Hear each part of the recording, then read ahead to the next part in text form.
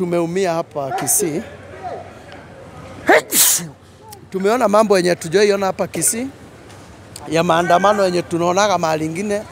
Hapa Kisii imekuwa mbaya sana.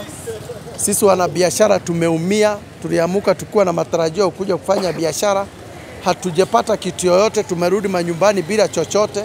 Sasa naomba hii serikali waweze kukaa chini wasikizane ili nchi iendelee vizuri, kwa sababu sisi wana Kenya tumeumia sana.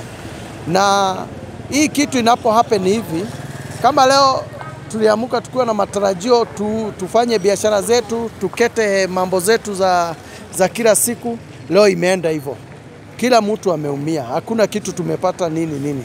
Tunaomba serikali iweze kufanya mkakati mzuri, waongee na hao watu, hii nchi iendelee vizuri, tujenge uchumi pamoja.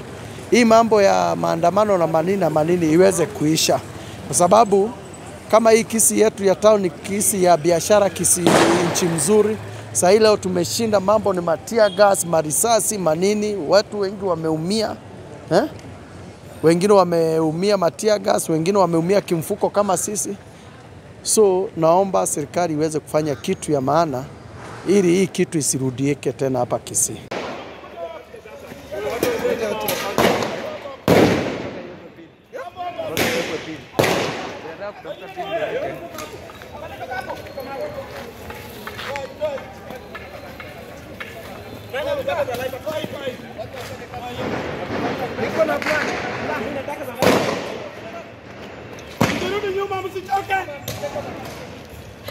Hakuna nini, tumeishiwa na vitu.